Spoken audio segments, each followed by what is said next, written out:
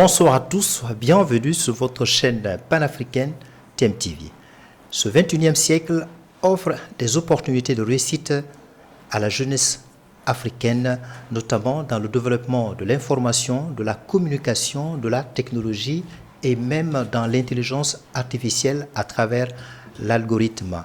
Et aussi la souplesse des crédits auprès des institutions bancaires, des banques et aussi l'aide financière accordée par certains chefs d'État africains.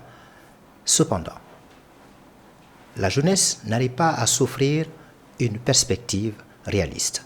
Et pour en parler, nous recevons M. Bleu Kekewa Élysée.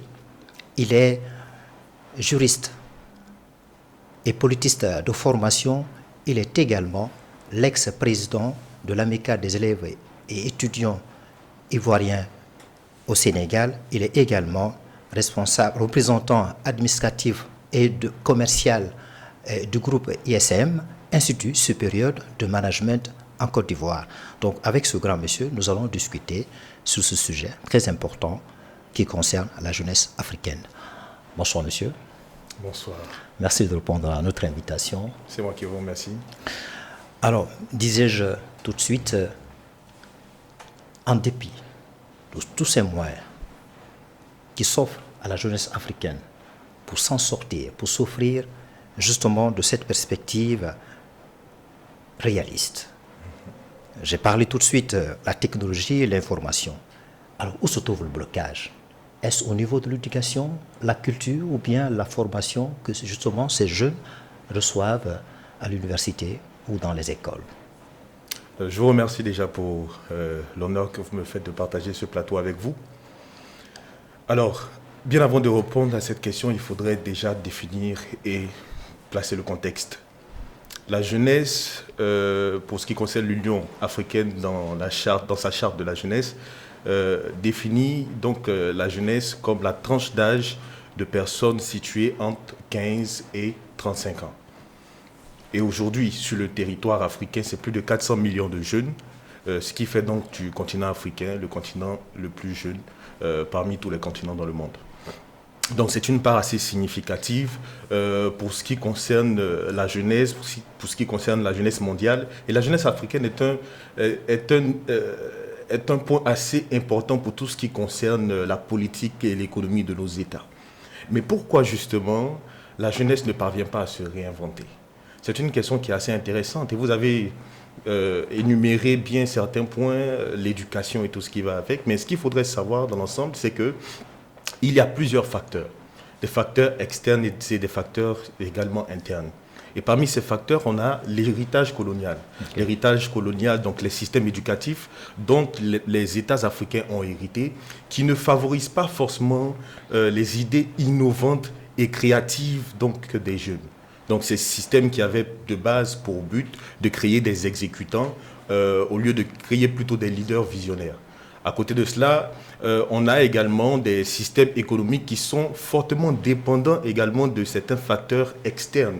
Aujourd'hui, on peut bien le voir, les États africains dépendent assez suffisamment d'investissements étrangers, les aides financières internationales. La plupart de nos États ont pour leur budget une grande partie qui est financée par les aides internationales. Alors, Élysée, ce facteur externe dont vous parlez tout de suite là, on ne le cesse de le dire. Oui. Nos dirigeants africains, chaque fois, montrent du doigt accusateur aux colonisateurs, aux Occidentaux. Est-ce qu'on va continuer toujours à accuser les autres de fait qu'on n'arrive pas à s'en sortir? Est-ce qu'il ne faut pas trouver une autre vision, est-ce qu'il ne faut pas penser à une autre perspective, une autre alternative pour se prendre enfin en charge? Alors, comme j'étais en train de le dire tout à l'heure, il y a plusieurs facteurs. Ouais. Et parmi ces facteurs, j'ai dit qu'il y a des facteurs externes et il y en a des facteurs internes. Ouais. Il n'y a pas que le fait, on ne va pas tout le temps accuser, bien évidemment, la colonisation et tout ce qui va avec, mais il y a des débris de la colonisation qu'il faudrait quand même reconnaître sur la société africaine. Mais en dehors de ces débris, il y a plusieurs éléments endogènes aux États africains qui font que les jeunes n'arrivent pas à se réinventer. Je vous donnerai l'exemple du système éducatif que nous avons dans nos États, qui est parfois défaillant, qui est parfois inadapté aux réalités africaines. Mais quand sur le terrain, par exemple, on a besoin de jeunes qui sont assez compétents pour pouvoir répondre à certaines questions liées à la technologie, liées à l'intelligence artificielle, liées à la logistique et tout ce qui va avec. Mais quand on a des personnes qui ressortent des universités qui sont formées théoriquement, mais pas pratiquement, naturellement, il y a défaillance. Il y a la culture également de l'entrepreneuriat qui n'est pas assez développée dans la société africaine. On est beaucoup plus formés dans nos universités, dans nos lycées et collèges, à être des personnes qui mémorisent, qui sont conformes à ce qui est, au lieu plutôt de former les jeunes à innover, à créer. Et il y a plusieurs autres facteurs qui sont autour. C'est ce qui m'amène justement, Élisée, à vous poser la question sur le facteur endogène, le facteur interne. Oui. Où nos dirigeants, justement, les responsables politiques, les leaders, les élites, pourraient avoir leur part de responsabilité. Mais comme je l'ai signifié tantôt, déjà de base, au niveau de la formation, il faudrait qu'il y ait des réformes. Et ces réformes doivent venir de la part de nos institutions. Cela va de soi. Cela va de soi. Il faut qu'il y ait des réformes de base au niveau des systèmes éducatifs, au niveau des systèmes économiques. Tout à l'heure, je parlais de la mise en valeur des différents éléments qui a trait à l'entrepreneuriat, la mise en valeur des réalités qui peuvent permettre donc aux jeunes de pouvoir s'investir. Mais il faudrait qu'il y ait, vous l'avez dit dans votre présentation, qu'il y a des moyens qui sont mis, mais ces moyens ne sont pas suffisants. Les moyens mis à disposition aujourd'hui pour les jeunes ne sont pas suffisants. Aujourd'hui, on a près de 76 millions de jeunes qui sont sans emploi, qui sont sans emploi, sans éducation, sans formation. Ce sont les chiffres de l'Organisation internationale du travail. Donc vous comprenez que pour ces personnes-là, il faudrait réellement que l'État, qui est censé être le régulateur, donc qui est censé mettre en place des moyens pour que les jeunes puissent en sortir, puisse jouer réellement son travail, tout simplement. Donc ce sont des facteurs endogènes que les institutions doivent prendre en compte, mais également au niveau de la jeunesse, le jeune lui-même, de base, doit prendre conscience qu'il est celui qui doit répondre aux problèmes de la société africaine. Justement, j'allais vous poser la question, parce que selon la perception justement de cette jeunesse, elle croit que pour se développer, pour s'en sortir, elle a besoin d'un état de providence. Elle a besoin naturellement de l'État. Or, comme vous venez de le dire, elle a besoin de quelqu'un qui ayant suivi une formation ou n'ayant pas suivi une bonne formation. Elle a seulement besoin de l'imagination, de la créativité, le courage, l'audace pour se prendre en charge et mettre en œuvre les projets qu'il porte.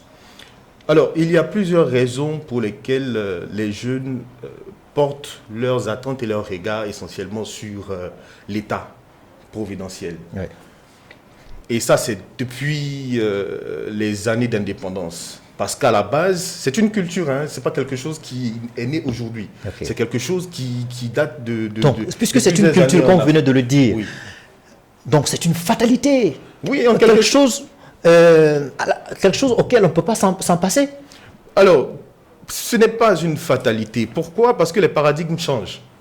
Est-ce que vous comprenez ce que je suis en train de dire? Comme je le disais tantôt... Quand je dis c'est une fatalité aux États-Unis, un Américain lambda se dit, je ne cherche pas à aspirer de ce que l'État doit faire pour moi, mais moi, ce que je peux faire pour l'État. Mais c'est ce que je suis en train de vous faire savoir. De base, il y a un problème. C'est que quand on a terminé avec les indépendances, de base, les États et les institutions se sont institués comme premiers pourvoyeurs de services et d'emplois. Vous comprenez ce que je suis en train de dire? Donc ça a créé une certaine mentalité chez les jeunes Africains qui ont, pour eux, depuis ces années, pensé que l'État devrait être le principal pourvoyeur de services et d'emplois. Vous allez constater dans nos États que plusieurs jeunes sont intéressés beaucoup plus par le secteur public que le secteur privé. Un jeune qui va à l'école, naturellement, il souhaite avoir un diplôme et puis peut-être après passer un concours pour intégrer la fonction publique ou certaines organisations publiques. Ça, c'est une idée qui a été créée de base par ce fait que l'État s'est institué au lendemain des indépendances. L'État garantit. Il ne crée pas les richesses. Maintenant, la solution, justement, c'est cela. La solution, c'est que l'État qui de base c'est créer l'image du premier pourvoyeur de services et d'emploi, puisse créer maintenant les conditions afin que le service public ne peut pas à lui seul absorber toute cette jeunesse. Mais c'est à l'État justement de créer les conditions afin que les jeunes ne puissent pas uniquement se tourner vers le service public, mais puissent regarder également au niveau du service du secteur privé. Oui. Parce que dans le secteur privé, justement, ils auront beaucoup plus de moyens à créer, à innover, et beaucoup plus d'opportunités vont s'ouvrir. Et justement, les réalités, les problèmes que nous rencontrons au niveau de notre continent africain nécessitent à ce que le secteur privé soit développé. Justement, il se trouve malheureusement que ce secteur privé-là n'est pas vraiment assaini. Le secteur, l'écosystème entrepreneurial n'est pas attractif, n'est pas bien assaini pour permettre ainsi aux entrepreneurs, aux solo entrepreneurs, d'offrir un emploi garanti, bien rémunéré à cette jeunesse qui en a tant besoin. Alors, il y a un autre élément très important, au-delà des facteurs externes et endogènes, au-delà que la jeunesse porte souvent espoir sur justement, entre guillemets, cet état providentiel. Si la jeunesse se décidait de faire comme la jeunesse des pays BRICS plutôt, en l'occurrence la Chine, l'Inde et la Russie, pour ne citer que cela. Parce qu'on voit, ces jeunes-là arrivent quand même à s'en sortir en dehors de l'aide éventuelle de l'État. Alors, c'est une possibilité, mais pour ma part, je pense qu'il faudrait parler beaucoup plus d'inspiration pour parvenir donc à mettre en place des systèmes propres à nos réalités. Okay. Parce que les pays BRICS ont leur réalité. Ouais. Mais ce qui est vrai, ce qui est constatable, c'est que ces États-là ont mis la jeunesse au cœur de leur politique. Et puis après, on n'a pas forcément les mêmes réalités en termes d'industrialisation, on n'a pas les mêmes réalités en termes de leadership, on n'a pas forcément ces mêmes réalités. On pourrait peut-être s'inspirer donc des moyens mis à disposition par ces pays-là pour leur jeunesse, ce qui serait intéressant. Mais est-ce que vous ne pensez pas, Élisée, pour le moment, puisqu'on n'arrive pas à créer une vision, une idée propre à notre réalité sociologique, politique, est-ce qu'on ne va pas s'inspirer, quand même accepter de s'inspirer à ça? Parce que vous avez dit tout de suite, là, on n'arrive pas, cette vision-là propre, pour l'avoir, c'est compliqué. Le blocage, ça vient d'où? Vous avez énuméré tout de suite les facteurs externes. C'est un blocage parce que jusqu'à présent, on est en train d'incurgiter, de suivre la formation française ou bien occidentale. Oui. Donc, c'est un blocage. Donc, puisque c'est un blocage, est-ce que pour le moment, on ne peut pas s'inspirer de ce qui se passe autour de soi, comme les pays BRICS là? Mais on s'est suffisamment inspiré. On s'est largement inspiré. Mais quand est-ce notre propre vision? Mais justement, c'est ce que je suis en train de vous dire. Vous me demandez, vu que les choses n'avancent pas, est-ce qu'on ne devrait pas s'inspirer, par exemple, des pays BRICS? Mais moi, je vous rappelle qu'on s'est suffisamment inspiré. Parce que depuis les indépendances jusqu'à aujourd'hui, on ne fait que s'inspirer des États occidentaux. En l'occurrence, pour les pays francophones, la France, et puis pour les pays anglophones, les États-Unis ou l'Angleterre. Mais on ne fait que s'inspirer des États occidentaux. Et quel est le résultat aujourd'hui, justement? Moi, je pense qu'au lieu de s'inspirer, il faudrait plutôt partir des réalités, de la culture et des traditions et des réalités sociologiques, économiques, et politiques et sécuritaires africaines, s'inspirer de nos propres réalités, à partir de cela créer des solutions. Vous pensez qu'aujourd'hui c'est possible? Oui, c'est d'autant plus qu'on est envahi par les réseaux sociaux qui nous donnent, qui nous inspirent, qui nous donnent des réalités sociologiques venant d'ailleurs. Mais c'est bien possible. Voilà pourquoi je vous ai dit tantôt qu'il faudrait déjà reformer, parce que tout part de l'éducation. Oui. Tout part de l'éducation et même nos systèmes éducatifs à cause de certains facteurs externes. Et qu'est-ce qu'ils sont censés nous donner ces éducations-là? Mais ce sont les systèmes... Pour s'enraciner, c'est qui? De base. Nos parents, qui sont influencés par les réseaux sociaux. Oui. Nos leaders, les élites, sont tous influencés par les réseaux sociaux. Moi, je pense qu'il y a une nouvelle génération d'Africains qui arrive. Il y a une nouvelle génération d'Africains inspirés par la culture africaine, par les réalités, conscients des réalités africaines, qui arrivent et qui veulent changer les choses. J'étais en train de vous dire tantôt que peu importe. Vous savez, l'aliénation ne va jamais prendre fin parce que le fait d'utiliser les réseaux sociaux et autres pour aliéner un peuple profite à un autre peuple. Donc ça ne prendra jamais fin. Mais ce que je suis en train de dire, c'est que nous, les Africains, nous avons un potentiel. Nous sommes conscients de ce potentiel. C'est à nous de reformer les choses. Ce potentiel, c'est notre patrimoine culturel. Très évidemment. Donc, reformer le système éducatif, réformer les systèmes économiques, réformer les systèmes politiques, sécuritaires et en rapport avec selon nos identités culturelles. Selon nos identités et nos réalités culturelles. Et à partir de ce moment, on pourra offrir aux jeunes. Vous pensez que ce travail a commencé, Élisée? Mais ce travail a bien évidemment commencé. On le constate dans nos États. On le constate par la jeunesse elle-même. Par la jeunesse. Aujourd'hui, vous voyez des mouvements un peu partout en Afrique, de jeunes qui se lèvent pour dire non aux politiques qui sont en place, qui les défavorisent. Vous voyez un peu partout des jeunes allusion qui se lèvent. aux panafricanistes, les activistes.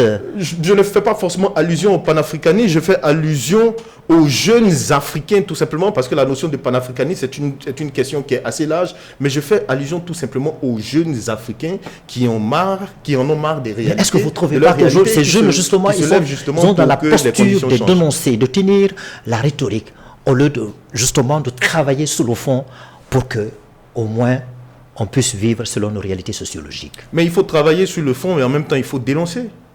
Parce que si on ne dénonce pas, comment est-ce que les autres pourront comprendre qu'il y a des problèmes et puis également se mettre dans le combat afin de régler le problème? Il faut travailler dans le fond. Mais travailler sur ce volet d'identification culturelle, s'enraciner.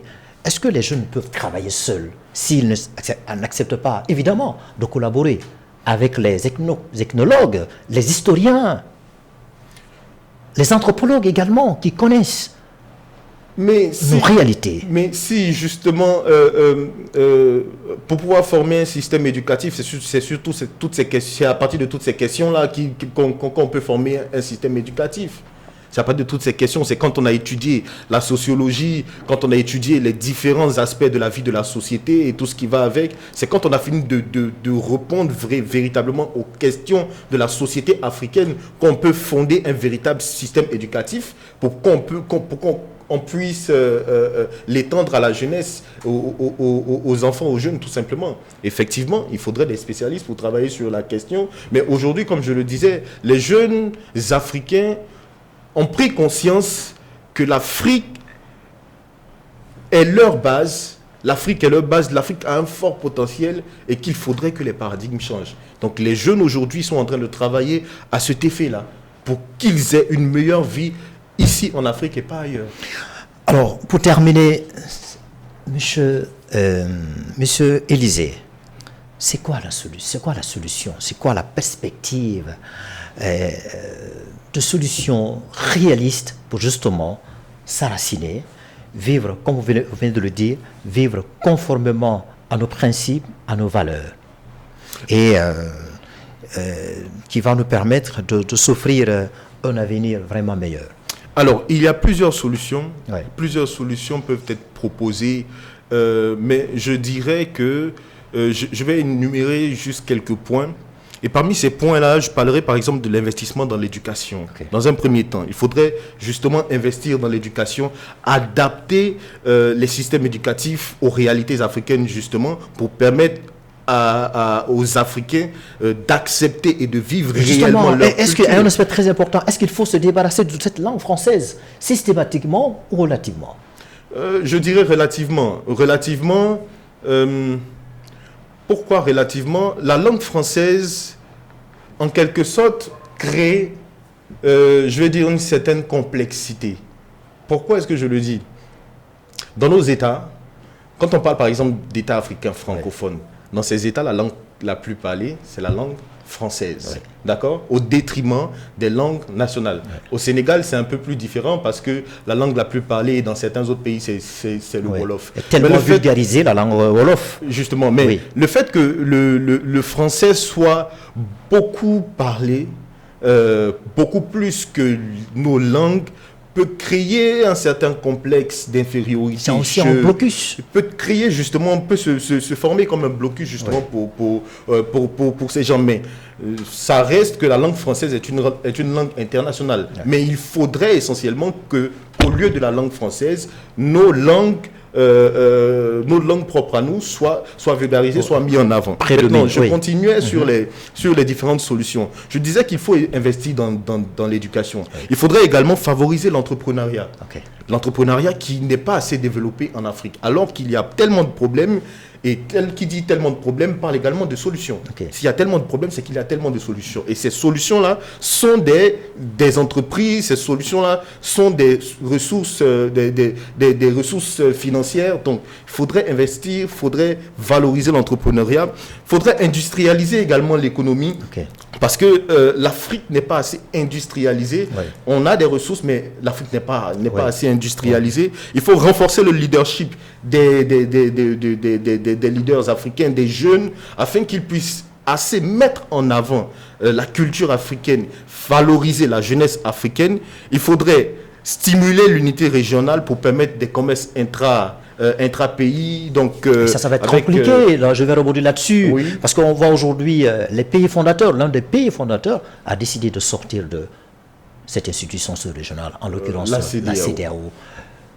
Je vais parler, les pays qui sont sortis conjointement, le Mali, le Burkina Faso et le Niger, qui d'ailleurs ont décidé de former un bloc, une union, la confédération, j'allais dire, de l'Alliance des pays du Sahel. Alors que, auparavant, on tentait dans la perspective d'une fédération africaine. Mais ça, c'est un tout autre Est-ce que l'union dont vous parlez pourrait voir le jour? Cette union peut voir le jour, mais à partir de plusieurs éléments.